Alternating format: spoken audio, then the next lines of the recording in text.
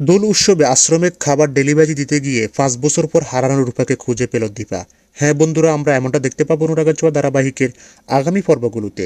মন্দিরের চারিদিকে রূপাকে তন্ন তন্ন করে খুঁজলেও রূপাকে কোথাও খুঁজে পায় না দীপা। রূপার ওড়না পায় দীপা এবং দীপা বুঝতে পারে রূপা মন্দিরে ছিল, কিন্তু কিছু গুন্ডা রূপাকে মন্দির থেকে বের করে নিয়ে যায়। গুন্ডাগুলো থেকে রূপা পালানোর চেষ্টা করলেও সামনে পুলিশ পড়ে যাওয়ায় রূপা খুব সহজে পালাতে পারে না। তবে রূপা ওই গুন্ডাগুলোকে আচ্ছা মতো দোলাই করে অন্য রাস্তা দিয়ে পালিয়ে যায় রূপা। দৌড়াতে দৌড়াতে একটা আশ্রমে গিয়ে উঠে। সেখানকার লোকজন রূপাকে আশ্রয় দেয়। একটু একটু করে রূপা ওইখানে বড় হতে থাকে।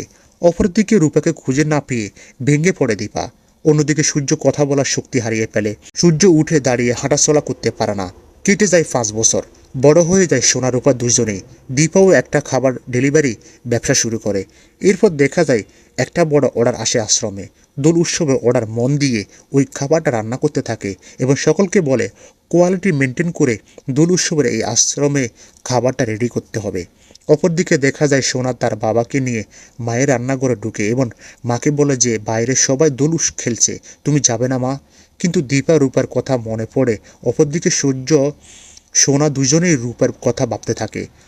অন্যদিকে দেখা যায় রাধা মাধবের সামনে দাঁড়িয়ে রূপাও মায়ের কথা ভাবতে থাকে। চোখে জল পেলে ভাবতে থাকে মা আর এই রূপার জন্য অপেক্ষা করে না। হয়তো মা ভেবেই নিয়েছে রূপা সত্যি কুমারকে খুন করেছে, কিন্তু রূপা খুন করতে পারে না।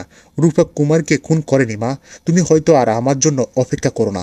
অন্যদিকে দেখা যায় যে আশ্রমে রূপা থাকে। ফ্রি আশ্রমে খাবার ডেলিভারি দেওয়ার জন্য দীপা খাবারগুলো নিয়ে এই আশ্রমে যায়। আশ্রমের ভিতরে ঢুকে ভাবতে থাকে দীপা যে কেন তার এরকম মনে হচ্ছে, আশেপাশে কোথাও রূপা আসে।